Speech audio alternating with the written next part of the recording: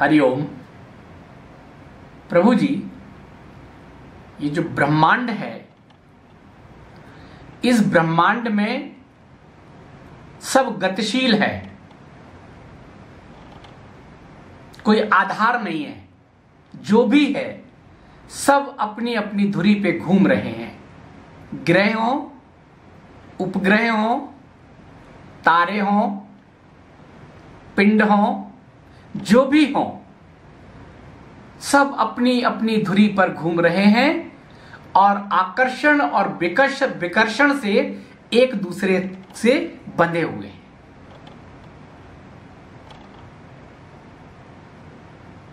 चुंबकीय क्षेत्र में होते हैं, जुड़े होते हैं, और चुंबकीय क्षेत्र से बाहर होते हैं तो विकर्षण होता है। ये पूरी सृष्टि आकर्षण और विकर्षण से एक दूसरे से बंधी हुई है और सब किसी न किसी का चक्कर लगा रहे हैं। इस ब्रह्मांड में कितने सूर्य हैं, कितने चंद्रमा हैं, कितने तारे हैं, अनगिनत, और सब चक्कर लगा रहे हैं एक दूसरे का। और जब धुरी पर घूमते हैं तो घर्षण से एक एनर्जी क्रिएट करते हैं और वो पूरी एनर्जी इस ब्रह्मांड में व्याप्त है। उसमें सकारात्मक ऊर्जा भी है, नकारात्मक ऊर्जा भी है, विषैली गैसें भी हैं और वो गैसें भी हैं जिनसे जीवन बनता है, वो तत्व भी है जिनसे जीवन रहता है। लेकिन इस पूरे ब्रह्मांड में केवल और केवल ये सौरमंडल ही है, और इस सौरमंडल में केवल पृथ्वी ही एकमात्र ऐसा ग्रह है जिसमें जीवन है, जो जल, वायु, अग्नि तत्वों के साथ इस पृथ्वी पर है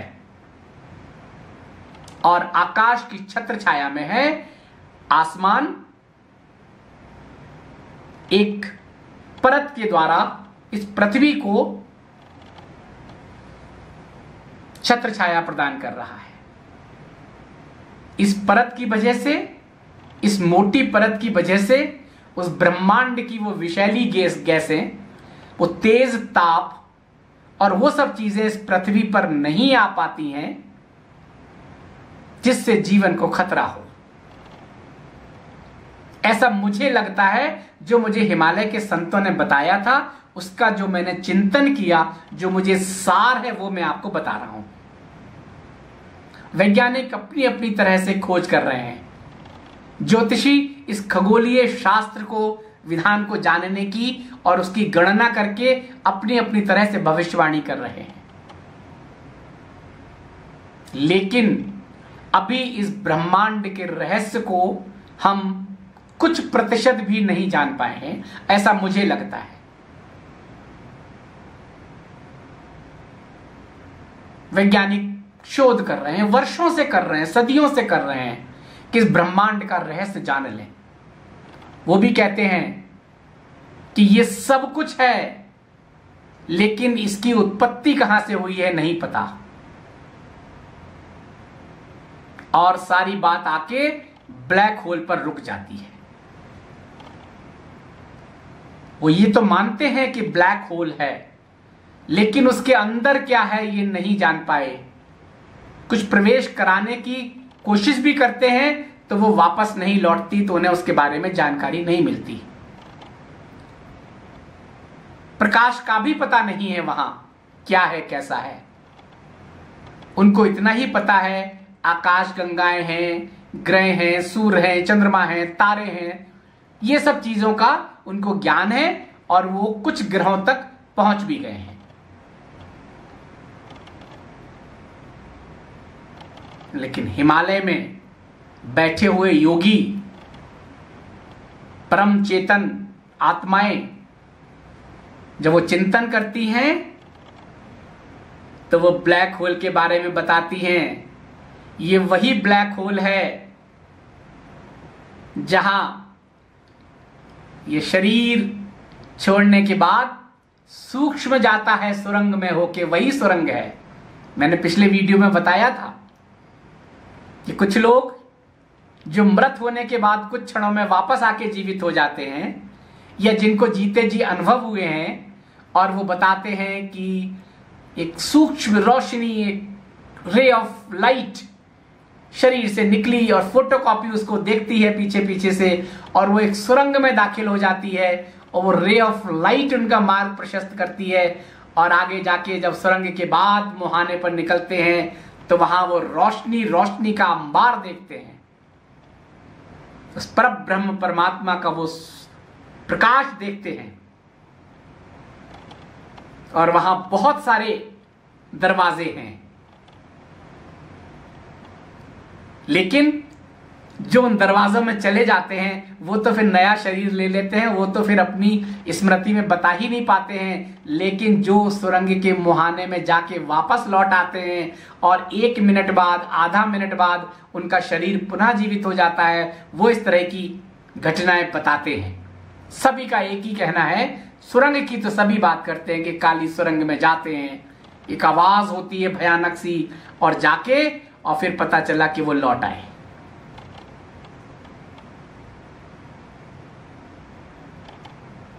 ये वही ब्लैक होल है, लेकिन इसका कोई प्रमाण नहीं है, क्योंकि संत मनीषी जो चिंतन करते हैं वो इस सृष्टि के रहस्य को जानने के लिए जब चिंतन करते हैं तो जो उनके दृश्य सामने आते हैं उसको वो हृदयंगम कर लेते हैं।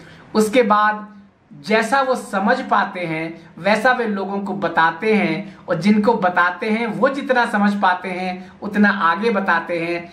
इसलिए जो सत्य होता है पूरी तरह से, उसमें थोड़ा सा गड़बड़ भी हो जाता है, कारण और समय का संबंध थोड़ा आगे पीछे हो जाता है। पहले जिसने चिंतन किया, जिसने उस दृश्य को देखा, आत्मसात किया, हृदयंगम किया, उसका अर्थ निकाला, उसको हमारी वैदिक परंपरा से जोड़ा, वेदों से जोड़ा, और इस ब्रह्मांड के रहस्य को किसी को बताया, जिसने सुना उसने आगे बताया। इसलिए कभी कभी उनके संकेत या तो हम समझ नहीं पाते हैं या समय की गणना गलत हो जाती है। इसमें हमारा है कि हम कितना उसको समझ पाते हैं। अब प्रभु जी अपने सौरमंडल पर आ जाएं। जो हमारा ये सौरमंडल है, इसमें क्या है? सूर्य है और उसके 8 ग्रह हैं, उसके साथ 8 ग्रह हैं, और सबके अपने अपने उपग्रह हैं। लेकिन मुख्य सूर्य है जो ऊर्जा देता है, और ये पृथ्वी पर जीवन के लिए जो ऊर्जा है वो सूर्य से मिल रही है हमें। और अगर इस पृथ्वी से देखें तो हम इन आंखों से केवल 2 ग्रहों को देख पाते हैं, एक सूर्य और एक चंद्रमा। बाकी ग्रहों को इन आंखों से नहीं देखा जा सकता। उसके लिए तो उपकरण चाहिए, दूरबीन चाहिए, और उससे भी देखना बहुत मुश्किल होता है। उसके लिए तो एक बहुत बड़ा नेटवर्क चाहिए। हम सूर्य को देख रहे हैं और चंद्रमा को देख रहे हैं, सभी हमें प्रभावित कर रहे हैं। उस ब्रह्मांड से रश्मियां आ रही हैं हमारे सौरमंडल में, और आकाश सबसे पहले हमारी रक्षा करता है। वो एक परत है जो विषैली चीजों को या जो मनुष्य के लिए हानिकारक है जीवन के लिए, उनको इस सौरमंडल में नहीं आने देता है। जो दूषित है, जो चीजें, वो यही डेवलप की है हमने। मैं इसलिए कह रहा हूं कि एक बार आप समझ लें क्या है। बात तो हमें केवल चंद्रमा की करनी है। अब हम बात करते हैं चंद्रमा की। अगर चंद्रमा की बात करें तो चंद्रमा उपग्रह है, और ये सौरमंडल में हमारा सूर्य है, हमारी चंद्रमा, हमारा चंद्रमा है, और ये 8 ग्रह हैं, बाकी और जो भी है। और इस ब्रह्मांड का जो नियंता है, वो नियंता जो हम कहते हैं ना, 3 लोक के पार है, रास्ता उस सुरंग से होकर है। और उसके बाद के जो लोक हैं उस सब के बारे में तो कभी बाद में बताएंगे। आज तो हम आपसे चूंकि बहुत गंभीर बातें बताने जा रहे हैं, इसलिए उस सब को कभी बाद में बताएंगे। लोगों ने जिज्ञासाएं तो की हैं, लेकिन उस सुरंग का एक रास्ता हमारे सौर मंडल में भी खुलता है, जो वो पॉजिटिव एनर्जी देता है, जो सकारात्मक ऊर्जा यहां की जो नकारात्मक ऊर्जा है उसको भी कभी कभी परिवर्तित कर देता है। और सूक्ष्म लोक में जाने का एक रास्ता इस सौरमंडल में भी है हमारे।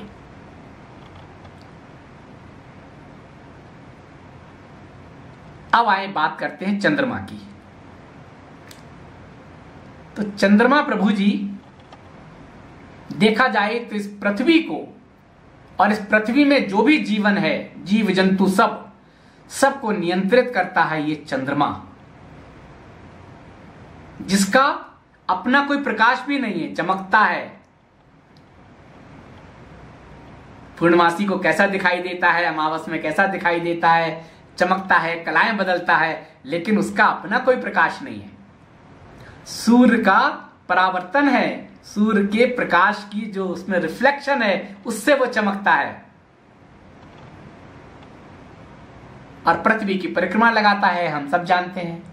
चंद्रमा पृथ्वी की परिक्रमा लगाता है और 27 दिन या 1 महीने में पूरे पृथ्वी की परिक्रमा लगा लेता है। और पृथ्वी सूर्य की परिक्रमा लगा लेती है, जिसमें लगभग 1 वर्ष लगता है। ये मोटी मोटी जानकारी आप सब जानते हैं। चंद्रमा और पृथ्वी का बहुत करीबी रिश्ता है, यह भी आप समझ लें। चंद्रमा की उम्र और पृथ्वी की उम्र लगभग बराबर है। तो इस चंद्रमा का और पृथ्वी का बहुत करीबी रिश्ता है। ये बहुत प्रमुख है, मतलब ये बात बहुत इंपॉर्टेंट है, आप सब लोग जानते हैं, लेकिन मैं दोबारा बता रहा हूं क्योंकि मेरे चिंतन में जो कहते हैं कि चंद्रमा से ही सब कुछ होने वाला है आगे, विनाश और नवनिर्माण। और इस पृथ्वी पर भले ही चंद्रमा उपग्रह हो, भले ही चंद्रमा का अपना प्रकाश ना हो, लेकिन ये चंद्रमा ही यहाँ की इस पृथ्वी की 84 लाख योनियों को नियंत्रित करता है। सूर्य की दूरी तो पृथ्वी से बहुत दूर है, करोड़ों किलोमीटर दूर, लेकिन चंद्रमा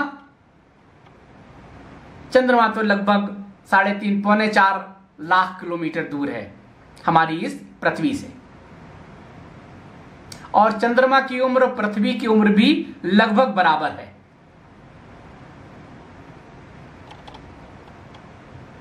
साढ़े 4 करोड़ वर्ष लगभग। कैसे बराबर है? देखा जाए तो चंद्रमा इस पृथ्वी की ही उपज है, उसकी संतान है एक तरह से देखा जाए तो। और वो अपनी मां की, अपने पेरेंट्स की रक्षा करता है, उसे, उसके जो जीव हैं इस पृथ्वी पर, उसको देखता है, उसको नियंत्रित करता है और 1 महीने में उसकी परिक्रमा भी लगा लेता है। अब आप कहेंगे कैसे वो पृथ्वी का पुत्र कैसे है हुआ, इस तरह की बात आप कहेंगे। तो प्रभु जी ये आप सब जानते हैं, मुझे ज्योतिष नहीं आता, विज्ञान की बात नहीं कर रहा हूं मैं, वैसे ही जो चिंतन की बात कर रहा हूं, कहीं ना कहीं वो विज्ञान से भी जुड़ी होगी, कहीं ना कहीं वो ज्योतिष से भी जुड़ी होगी। जैसे एक परखनली शिशु होता है ना, पुरुष और महिला के शुक्राणु और डिंब लेकर उसको डेवलप कर देते हैं एक लैब में जाके, एक निश्चित तापमान में, और जब सब मिलते हैं और वहां पे एक आकार ले लेते हैं, वो आकार लेने के बाद वापस हम प्रविष्ट कर देते हैं गर्भाशय में महिला के, और एक नए जीव का जन्म होता है ना ऐसा। ऐसे ही करोड़ों वर्ष पूर्व, जब ये पृथ्वी नाम नहीं था, अग्नि का एक गोलार्ध पिंड होगा, अपनी धुरी पर घूमता हुआ, तब एक बहुत बड़ा पिंड इस ब्रह्मांड से आया और आके पृथ्वी पर गिरा, और जब पृथ्वी पर गिरा उसमें समा गया, चूर चूर हो गया।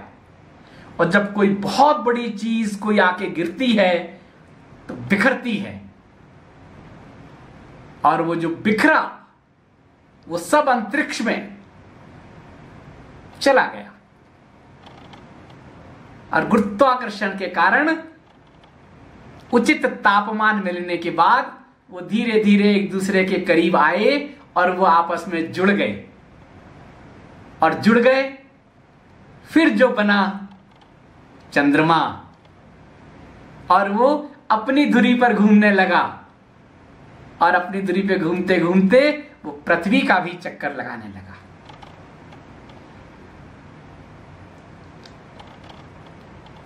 और वो जो पिंड गिरा उससे पृथ्वी जो बिल्कुल गोल ऐसे थी वो थोड़ी सी ऐसी हो गई। वरदान साबित हुआ, क्योंकि लावा निकल रहा था और वो लावा बाष्प बन के पूरे अंतरिक्ष में गैस बन के फैला हुआ था। और जैसे ही उसके आकृति में परिवर्तन हुआ और चंद्रमा के गुरुत्वाकर्षण में आया, हालांकि चंद्रमा का गुरुत्वाकर्षण कम है, पृथ्वी का ज्यादा है, लेकिन जब वो उसमें घूमने लगा तो वो जो ऊपर अंतरिक्ष में जो बाष्प बन के उसका लावा गया था, जो भाप गई थी, बरसने लगी, शीतल होके मेघ, पृथ्वी धीरे धीरे जलमग्न होती चली गई और ये पृथ्वी का रूप बना, बाद में द्वीप बने, समुद्र बना। और उस आकृति में तो ताप ताप था, थोड़ा सा ऐसा हुआ, दिन रात बने, 6 घंटे का दिन होता था, 24 घंटे या 12-12 घंटे, और मौसम उसी की देन है, उसी दुर्घटना की देन है, चंद्रमा की उत्पत्ति की देन है। और ये चंद्रमा इस पृथ्वी का चक्कर लगाता है, और चंद्रमा का संबंध मन से होता है, और ये इस पृथ्वी पे रहने वाले जीवों के मन को नियंत्रित करता है। चंद्रमा में उतनी गुरुत्वाकर्षण शक्ति नहीं है कि वो परिक्रमा के दौरान इस पृथ्वी के किसी ठोस चीज को या किसी उसको अपनी तरफ खींच ले, लेकिन वो हलचल पैदा करता है अपनी कलाएं बदलते हुए अमावस से पूर्णमासी तक, और वो मानव के मन को, जीव जंतुओं के मन को प्रभावित करता है, हलचल पैदा करता है। लेकिन मन की सूक्ष्म अवस्था है, इसलिए वो दिखाई नहीं देती है, उसे व्यक्ति महसूस करता है, लेकिन जल में उसकी हलचल दिखाई देती है। आप देखेंगे उस गुरुत्वाकर्षण के कारण ही जल में, समुद्र में ज्वार भाटा आता है। और पूर्णमासी पर जब चंद्रमा अपने पूरे उसमें होता है, तब क्या होता है, समुद्र में बहुत हलचल होती है। समुद्र में ही नहीं होती है, मानव के मन में भी, जीव जंतुओं के मन में भी वो हलचल होती है, लेकिन हम उसे महसूस नहीं कर पाते हैं। हमारे जो उस समय जो हमारा स्वभाव होता है, उस समय जो भी चीज हमारे अंदर होती है उसकी अति हो जाती है, उद्विग्न हो जाते हैं हम, आवेशित हो जाते हैं हम, उत्तेजित हो जाते हैं हम। कभी गौर करके देखना आप, पूर्णमासी के वो 4 दिनों में हमारे मन में अलग अलग तरह की भावनाएं आती हैं, उत्तेजना आती है। हम ही नहीं, सारे जीव जंतुओं के मन को भी ये चंद्रमा ही नियंत्रित करता है, प्रभावित करता है। हमारे जो जीव जंतु हैं, जलीय और वो थल, ये अपने प्रजनन के लिए भी चंद्रमा की उस गुरुत्वाकर्षण से प्रभावित होकर और आगे बढ़ते हैं।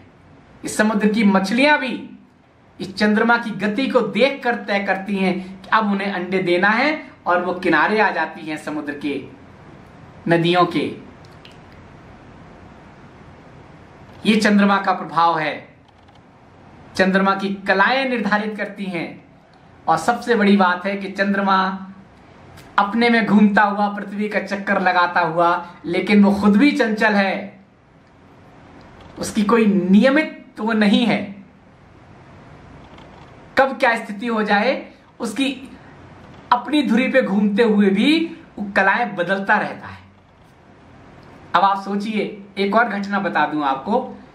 चंद्रमा पृथ्वी का चक्कर लगाता है, पृथ्वी सूर्य का चक्कर लगाती है, और चंद्रमा 1 महीने में पृथ्वी का चक्कर लगा लेता है 27 दिनों में। तो क्या होता है, पृथ्वी चंद्रमा और सूर्य के बीच में हर महीने आती है। चंद्रमा पृथ्वी का चक्कर लगाएगा, पृथ्वी सूर्य का चक्कर लगा रही है, लेकिन उन 27 दिनों में जब पूरी परिक्रमा कर देता है तो कहीं ना कहीं ये चंद्रमा होगा, ये पृथ्वी होगी, ये सूर्य होगा। और चंद्र ग्रहण कैसे होता है, ये पृथ्वी चंद्रमा और सूर्य के बीच में जब आ जाता है। जब पृथ्वी चंद्रमा और सूर्य के बीच में आ जाती है तो पृथ्वी उस सूर्य के प्रकाश को ढक लेती है, और ढक लेने की वजह से चंद्रमा हमें दिखाई नहीं देता है, चंद्र ग्रहण होता है, क्योंकि चंद्रमा का अपना प्रकाश नहीं होता है। ये कहानी की तरह आप समझ लीजिए। मैं तो अपना चिंतन बता रहा हूं, लेकिन आप इसे कहानी की तरह समझ लीजिए। और चंद्रमा तो हर 1 महीने में चक्कर लगा लेता है पृथ्वी का। तो हर महीने में एक बार ऐसी स्थिति आती है कि पृथ्वी चंद्रमा और सूर्य के बीच में होगी, लेकिन हर महीने तो ग्रहण नहीं पड़ता। क्यों नहीं पड़ता? इसलिए नहीं पड़ता कि चंद्रमा चंचल है, वो कोई एक तरह की उसमें नहीं रहता है, वो बदलता रहता है कलाओं के साथ। और जब वो परिक्रमा लगाता है, जब पृथ्वी चंद्रमा और सूर्य के बीच में होती है, तो जब बिल्कुल तीनों आमने सामने होते हैं तो चंद्रमा की अपने ऑर्बिट में वो थोड़ा सा ऐसे हो जाता है, एंगल चेंज हो जाता है।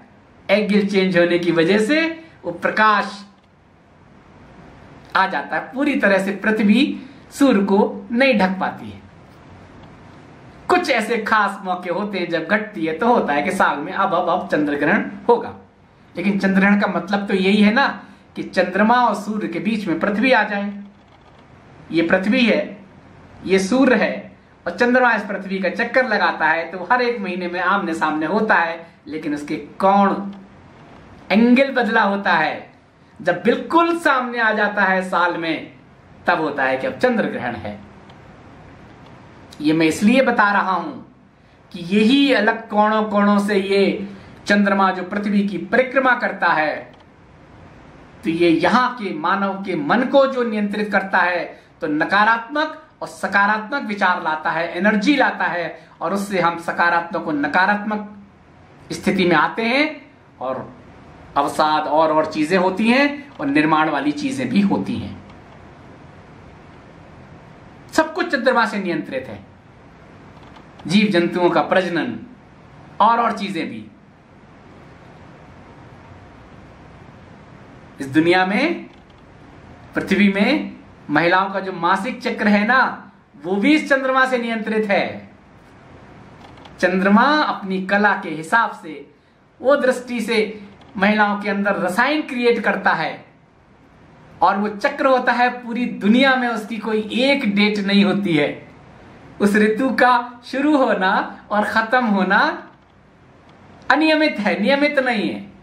पूरी दुनिया में देख लीजिए, घटता है, बढ़ता है, वो चंद्रमा की कलाओं से, उससे नियंत्रित है। ये प्रक्रिया भी उससे नियंत्रित है, क्योंकि इस पृथ्वी पर मनुष्य के जीवन की प्रक्रिया का भी वही आधार है।